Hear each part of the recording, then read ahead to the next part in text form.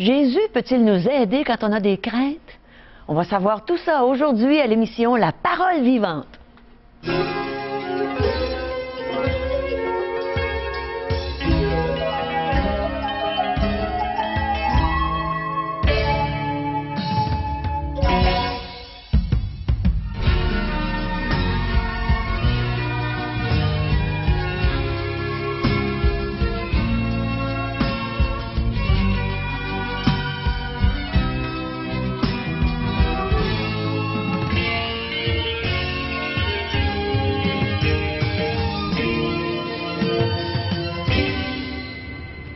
Bonjour, chers amis, et bienvenue à l'émission La Parole vivante. On va parler des craintes aujourd'hui.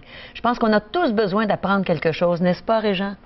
Nous avons tous des craintes. Toi-même, tu as vécu certaines craintes. Et on est appelé peut-être à en vivre d'autres, mais nous connaissons la personne qui peut venir vraiment dire à notre cœur, là, calme-toi. Nous délivrer complètement Moi, de nos je suis craintes. étonné de voir comment est-ce que Dieu parle au niveau du cœur. Dans l'Évangile selon Jean, que de fois il dit que votre cœur ne se trouble point, ne s'alarme point. Toute une vérité, ça, qui s'adresse à notre cœur. Que de fois notre cœur, malheureusement, bien, il part, et puis... Dieu nous connaît, hein, parce qu'il nous répète... on peut même paniquer. Donc, Dieu est là pour calmer nos craintes, apaiser nos peurs, et même les enlever, comme tu dis. Mais elles sont efficaces, ces peurs-là, parce que bien souvent, elles nous avertissent des dangers, et ainsi de suite. Mais Dieu veut... pas seulement qu'on puisse être délivré de ces peurs-là, mais de retrouver un calme. Imagine un oasis, un endroit paisible, un endroit où il fait bon, là, au bord de la plage peut-être. Hein, on est rendu en vacances. On fait rêver les gens, là. Mais Dieu nous offre cela spirituellement. C'est exactement cette image-là que Dieu veut nous laisser.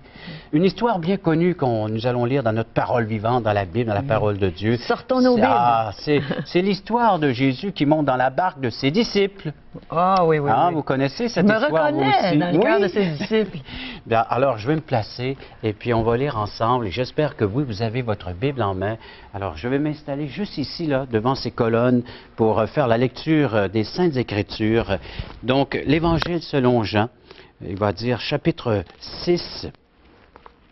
Alors, chapitre 6, à partir du verset 16. Alors, Jean chapitre 6, verset 16, nous lisons. Le soir, ses disciples redescendent au bord du lac. Ils montent dans la barque et se dirigent vers Capernaum, sur l'autre rive. Déjà, la nuit est tombée, et Jésus ne les a pas encore rejoints. Un vent violent se met à souffler, soulevant de fortes vagues. Toute l'eau du lac devient houleuse. À force de ramer, les disciples ont parcouru 5 ou 6 kilomètres, quand tout à coup, ils aperçoivent Jésus marchant sur l'eau en direction de la barque. L'épouvante les saisit. « N'ayez donc pas peur, leur dit Jésus, c'est moi. » Alors ils s'empressent de le faire monter dans la barque et au même instant, ils touchent terre à l'endroit même où ils veulent aller. Le lendemain, les gens qui sont restés sur l'autre rive constatent qu'il n'y a là qu'une seule barque. Ils se rappellent d'autre part que Jésus n'y est pas monté avec ses disciples, mais que ceux-ci sont repartis seuls. Entre-temps, d'autres barques arrivent de Tibériade vers l'endroit où tout ce peuple a été nourri après que le Seigneur ait prié pour remercier Dieu. Quand donc les gens voient que ni Jésus ni ses disciples ne sont là, ils se précipitent dans ces petites embarcations pour aller à Capernaum à la recherche de Jésus. Et ils le trouvent en effet sur l'autre rive du lac, alors qu'ils lui demandent « Maître, quand est-ce que tu es venu jusqu'ici ?» Étonnant encore ce récit, cette histoire que vous connaissez tous peut-être, que nous connaissons la plupart d'entre nous par cœur, cette histoire de la barque.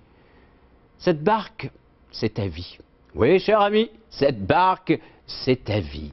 Et parfois, ça devient houleux autour de ta barque, et même à l'intérieur de ta barque. Avez-vous remarqué cette barque? Alors ballottée comme ça par le vent, la tempête, et l'eau qui rentre dans cette barque. Et les disciples, pourtant, qui sont habitués à en voir des tempêtes, hein, ils ont peur. Mais ils ont surtout peur de voir ce qui arrive devant eux. Imaginez, ils voient quelque chose s'avancer vers eux, ne savent pas trop c'est qui, c'est quoi. et soudainement ils s'aperçoivent que c'est Jésus. Jésus qui vient vers eux, qui vient à la rencontre des siens pour calmer. Que de tempêtes dans notre vie!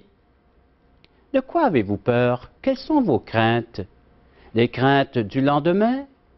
Des craintes d'avoir une maladie, le sida, la mort, de perdre un emploi, un être cher?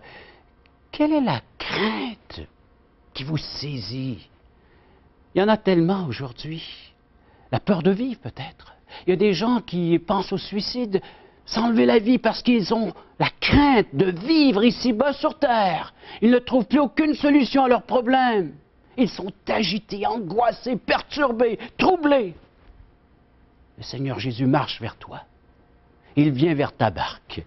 Oui, vers ta vie, afin de pouvoir lui donner tout ce qui est nécessaire. Le Seigneur a dit, toujours dans l'Évangile selon Jean, « Je vous donne ma paix. Je vous laisse ma paix. Je ne vous donne pas comme le monde donne, que votre cœur ne se trouble point et ne s'alarme point. Parole vivante, efficace. » Que de fois, moi aussi, ma vie est devenue tumultueuse. Changement d'emploi. Des fois, manque de revenus. Avec les 3 petits-enfants à la maison, Seigneur, que va-t-il nous arriver? Et on est là, on regarde, on s'attend. Mais je peux vous dire une chose, Dieu ne nous a jamais abandonnés. C'est lui-même qui a fait la promesse. Je ne vous délaisserai point, je ne vous abandonnerai jamais. C'est sa parole.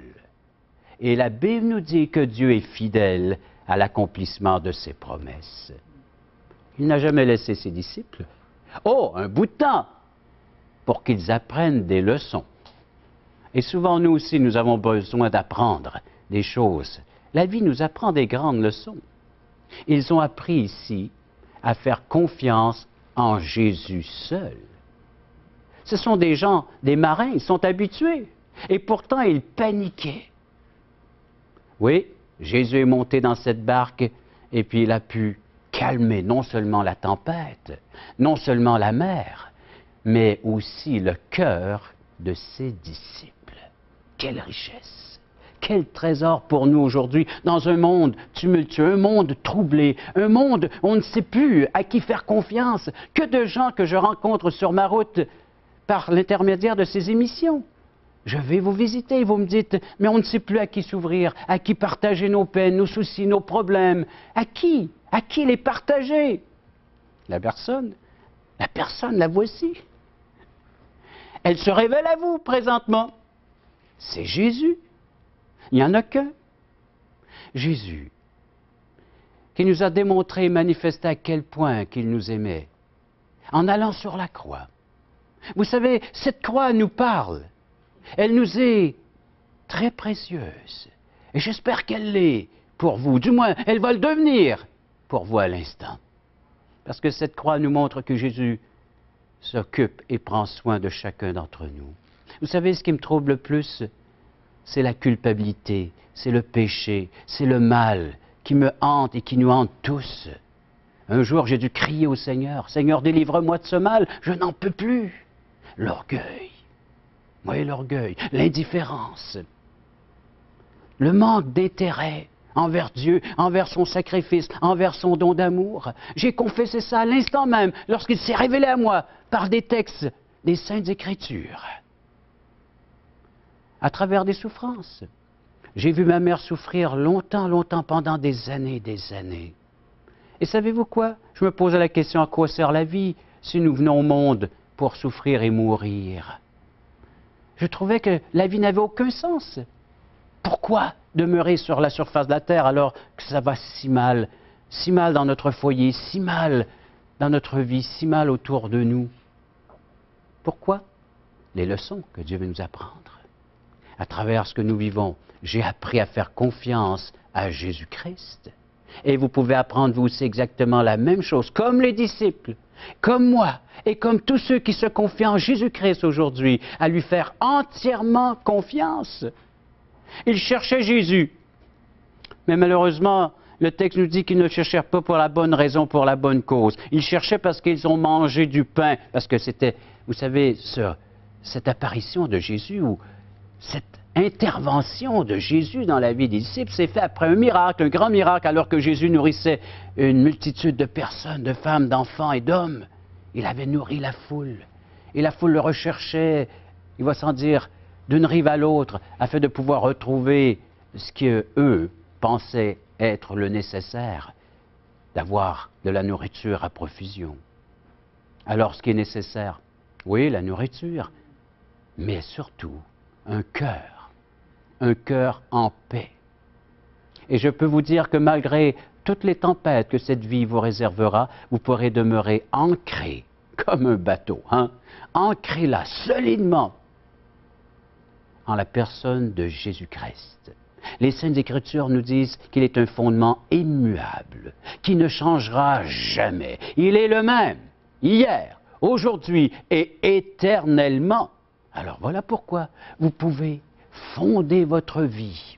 Vous savez, une autre parabole que Jésus utilise, la parabole de la maison qui est bâtie sur le sable ou sur le roc. L'Évangile selon Matthieu, chapitre 7.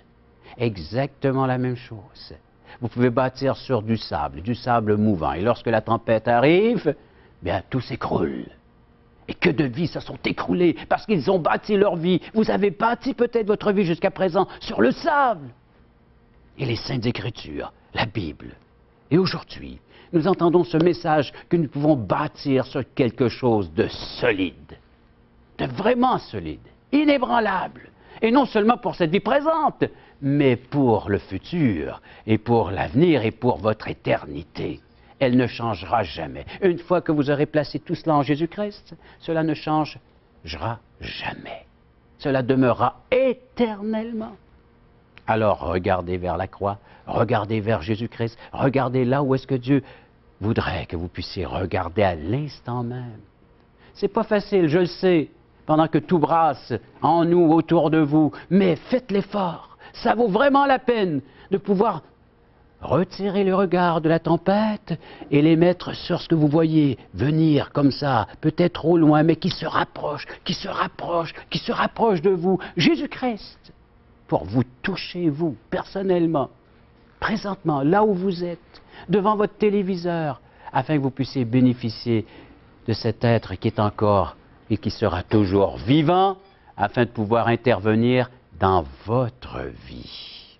Oui, que le Seigneur puisse agir aujourd'hui. Vous n'avez qu'à le lui demander. Vous savez, on va entendre un chant.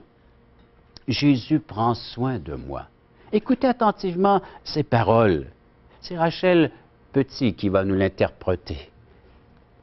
Jésus prend soin de toi. Jésus prend soin de toi.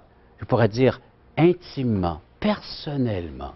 Parce que c'est la relation qu'il veut établir avec chacun d'entre nous. Le connaître de cette façon-là, cela change tout, vraiment tout.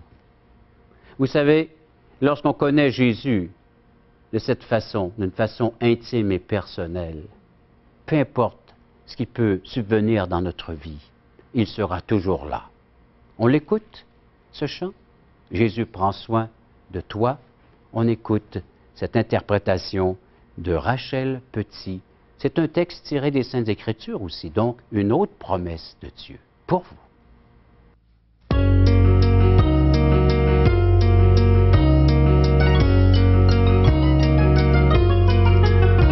Jésus prend soin de moi, chaque jour il me relève. La tentation est là, mais Jésus prend soin de moi.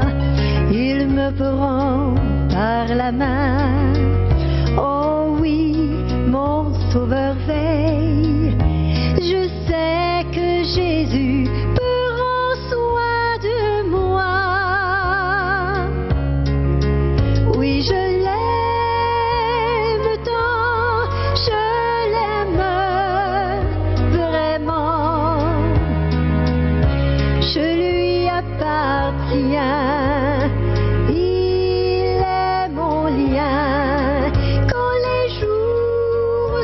mauvais,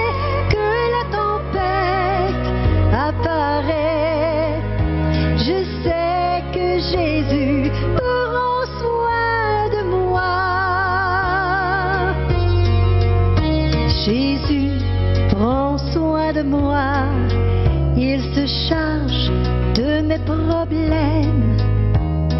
Mes larmes sont à lui quand mon cœur est en peine. Dans les fardeaux, les détresses, où que Satan s'acharne sans cesse, je sais que Jésus prend soin de moi. Oui, je l'aime tant, je l'aime vraiment. Je lui appartiens, il est mon lien.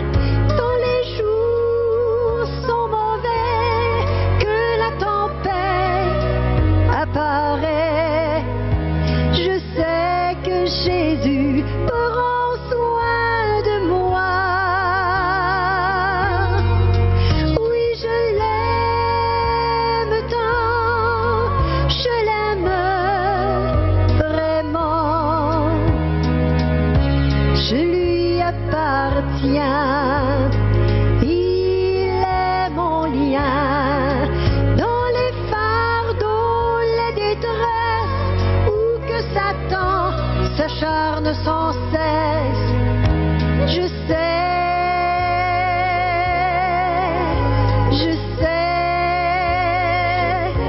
oh oui, je sais qu'il prend soin de moi.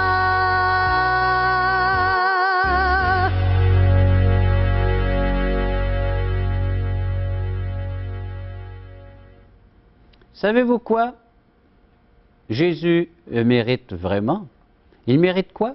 Ben, il mérite votre cœur, il mérite votre confiance. Il est venu conquérir. Oui, il doit conquérir votre vie, conquérir votre cœur. Parce qu'il y a un combat présentement dans votre être, n'est-ce pas? Hein? Est-ce que je dois vraiment me tourner vers Jésus-Christ? Écoutez à nouveau ce texte, toujours tiré des Saintes Écritures, de l'Évangile de Jean, chapitre 14, le verset 1er, Jésus qui parle à ses disciples. Regardez comment est-ce que ça vaut la peine de s'y confier, de se confier en la parole et en la personne de Jésus. Il nous est dit, ne soyez pas inquiets, que votre cœur ne soit pas troublé. Vous avez foi en Dieu, ayez aussi foi en moi. Dans la maison de mon Père, il y a beaucoup de place. Si cela n'était pas vrai, est-ce que je vous aurais dit, je m'en vais pour vous y préparer une demeure? Lorsque vous aurez préparé cette demeure, je reviendrai, je vous prendrai avec moi, si bien que vous serez vous aussi là où je serai. Ne soyez pas inquiets, que votre cœur ne se trouble point. Encore une fois, le Seigneur s'adresse au niveau du cœur. C'est cette relation qu'il recherche avec chacun d'entre vous, au niveau du cœur. Il veut faire sa demeure là, il veut venir habiter en nous par l'Esprit Saint, afin que nous ayons l'assurance qu'un jour nous aurons notre place avec lui, pour toujours, auprès de lui, dans le ciel, dans le paradis, dans cette demeure de Dieu. Ça vaut la peine, hein? Vous l'accueillez, vous le recevez, il fait sa demeure en vous, et sa promesse s'accomplit par le fait même, et il vous promet quoi? De revenir vous chercher, de vous prendre, afin que là où il est, vous y soyez aussi. Quelle assurance, quelle paix. Vous savez, la tempête, maintenant, là, c'est l'accalmie totale. Parce que je sais où je m'en vais, moi, pour mon éternité, mais vous, le savez-vous? Est-ce que votre âme a l'adresse, la bonne adresse? Est-ce qu'aujourd'hui, vous pouvez dire, mon âme, lorsqu'elle quittera cette terre, ce corps, ira directement en la présence de Dieu, qui est venu ici-bas sur la terre, la personne de Jésus, pour la racheter, la sauver, la purifier, la sanctifier? Parce que rien de souillé n'entre dans ce ciel. Rien de souillé. Le Seigneur veut qu'on laisse toute cette souillure ici-bas sur terre. Où? À la croix. C'est là qu'il l'a portée. Alors, si vous allez vers la croix, vous allez reconnaître que Jésus a tout payé pour vous, ce que vous deviez comme rançon. Il vous a racheté, afin que vous n'ayez plus rien à payer, une dette entièrement payée. Alors maintenant, bien, vous êtes libre. Et par le fait même, vous pouvez entrer dans cette présence de Dieu, une présence divine. Alors accueillez-le aujourd'hui même. Et par le fait même, il vous accueillera dans son avenir, dans son éternité, et cela pour toujours. C'est gratuit. Je vous invite à le faire, pas moi seulement, mais la parole, les Saintes Écritures. C'est Dieu lui-même qui vous lance cette invitation en la personne de son Fils Jésus. Moi qui es là, viens à la croix, Jésus t'appelle. Vous voulez être libéré de vos craintes? Vous voulez bâtir votre vie sur le roc, comme Régent nous en a parlé aujourd'hui? Eh bien, acceptez notre invitation. Allez dans un merveilleux déjeuner de l'espoir. Vous allez entendre le témoignage, un témoignage vivant d'une personne dont la vie a été transformée par la foi en Jésus-Christ. Alors, vous avez juste à regarder nos coordonnées et vous allez savoir comment vous rendre à un déjeuner de l'espoir dans votre région. Regardez ce qui se passe dans cette salle. Il nous manque de la place. Voulez-vous m'aider à tasser le mur, s'il vous plaît, hein? Jésus est vivant, il vit pour toi, il vit pour moi. Jésus est ici, il vient pour toi, il vient pour moi. Il est venu pour tous nous pardonner. C'est une nouvelle naissance. C'est comme une chenille qui est transformée en papillon. Mais il faut lui demander. Dieu vous offre la vie éternelle et il faut que vous la receviez. Parole vivante vous invite à participer à l'un des nombreux merveilleux déjeuners de l'espoir. Ces déjeuners ont lieu dans plusieurs restaurants réputés de la région et vous sont offerts gratuitement. Venez entendre le témoignage d'une vie transformée par la puissance de Dieu. Pour connaître les détails concernant l'endroit, la date et l'heure pour votre région, composez le 1-877-537-7647 ou notre site web www.espoir.ca. Mes amis, on continue aujourd'hui à parler des Huguenots, les ancêtres chrétiens qui étaient ici il y a environ 400 ans, qui vivaient selon les valeurs de l'Évangile, qui lisaient la Bible et qui étaient restreints dans leur pratique chrétienne. Alors, Normand Charret est encore avec nous aujourd'hui. Tu vas nous en parler un peu plus loin, je pense, hein? Parce qu'on aimerait savoir comment l'Évangile a pu se maintenir au Québec tout ce temps-là, ces 400 ans. Caro, la meilleure réponse que je pourrais te donner, c'est la souveraineté de Dieu. Dieu est puissant et Dieu a fait en sorte que l'Évangile puisse se maintenir ici au Québec. Dans Ésaïe 46:9, il est écrit « Souvenez-vous de ce qui s'est passé dès les temps anciens. Car je suis Dieu et il n'y en a point d'autre. Je suis Dieu et nul n'est semblable à moi. » Dieu a cette puissance de faire en sorte que les choses arrivent selon son plan. Ce qui est arrivé, les Huguenots, évidemment, ont été pourchassés. On leur a empêché de pratiquer leur foi ou de mettre en valeur leur foi chrétienne. Et déjà, en 1632, on parle à peu près de 20 ans, une vingtaine d'années après la fondation de Québec, le clergé a demandé à ce que l'arrivée des Huguenots soit arrêtée pour qu'ils puissent venir en Nouvelle-France. En 1659, à l'époque de Monseigneur Laval, les premières abjurations ont eu lieu, c'est-à-dire qu'on forçait les Huguenots à renier leur foi. Oh, donc, ça veut dire qu'on parle déjà qu'au milieu de ce siècle-là, il y avait encore des Huguenots. Comment est-ce qu'on les forçait? Est-ce qu'on agissait physiquement contre eux? On pouvait leur enlever leur terre, leur empêcher tout simplement de se rassembler. On ne permettait pas de pouvoir faire du commerce. Donc, c'était des restrictions qui étaient quand même assez problématiques pour eux et il fallait quand même faire un choix. C'est-à-dire, est-ce que je vais continuer à pratiquer ma foi, à la vivre, ou simplement que la renier? Et ils étaient confrontés à ce problème-là. Et on ne sait pas trop ce qui est arrivé, à savoir qu'est-ce qui est arrivé des Huguenots qui ont perdu ce pouvoir-là de pouvoir s'assembler. Comme je disais la dernière fois, on a retrouvé des traces de Huguenots dans les régions comme Champlain, Batiscan, Bécancour, par exemple. Et même au 19e siècle, lorsqu'on a fondé le Parti libéral ici au Québec, le clergé était contre les statuts de ce parti politique-là parce qu'on trouvait qu'il y avait beaucoup de valeurs huguenotes parmi les statuts et politiques de ce parti-là qu'on venait juste de mettre sur pied. C'est bon de savoir ça. Donc, ça veut dire qu'il y a une tradition qui s'est maintenue. Dieu a fait en sorte que, par la suite, pendant tous ces temps-là, d'autres racines d'Évangile ont pu être plantées ici au Québec, au travers les Suisses, des gens qui sont venus des États-Unis, du Canada anglais, et qui a fait en sorte que l'Évangile s'est poursuivi. Ces semences-là qui sont parties d'il y a 400 ans, alimentées par d'autres semences par la suite, ont fait qu'aujourd'hui, l'Évangile est venu jusqu'à nous. Et ce qu'on pourrait conclure, c'est que Dieu fait en sorte, par sa puissance, que son bon message puisse nous parvenir. Alors, il n'y a rien qui lui en empêche. Dieu est souverain, comme tu l'as dit tantôt. Exactement. Et on pourrait reconnaître, et ça, c'est quelque chose qu'on tous les Québécois doivent tenir compte, c'est que les historiens aujourd'hui reconnaissent que la colonisation de la Nouvelle-France n'a pas été seulement que l'œuvre du catholicisme, mais également des Huguenots français qui ont laissé ici des traces qui sont encore vivantes au travers les gens qui vivent leur foi chrétienne. Alors, tu vas nous en parler dans une prochaine émission, je pense. C'est passionnant d'entendre ça. Alors, n'oubliez pas, restez avec nous pour la prochaine fois.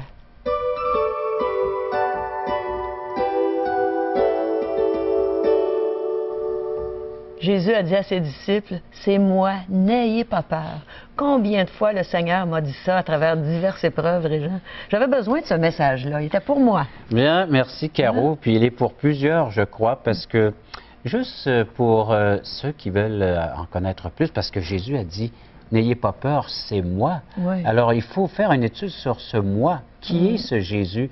Et d'étudier avec l'Évangile de Jean tous les « je suis » qu'on peut retrouver. Rien de tel pour alimenter, encourager, exciter même notre foi en étudiant les « je suis » de Jésus. Et ça va faciliter encore une fois à rendre ce cœur comme il devrait l'être auprès de Dieu. En le connaissant mieux. En le connaissant mieux. Mieux que nous allons le connaître, plus nous allons bénéficier et profiter de ce qu'il nous offre. Oui. Alors, c'est moi, les « je suis » de l'Évangile de Jean. On vous l'offre tout à fait gratuitement. Il fait partie de ce lot de cadeaux que Parole Vivante offre à ses téléspectateurs. On n'avait qu'à en faire la demande. L'Évangile de Jean. Aujourd'hui, l'espoir, c'est Jésus seul. Encore une fois, une belle explication de l'histoire de l'humanité, sa déchéance, sa perdition, mais comment Jésus vient résoudre le problème.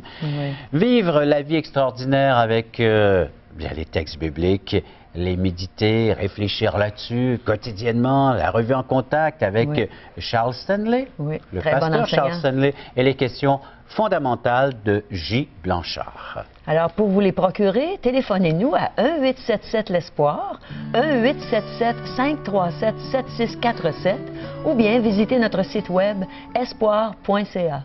Alors, ça se termine déjà pour aujourd'hui. On a eu un bon temps dans la parole de Dieu, n'est-ce pas? Alors, revenez-nous la prochaine fois.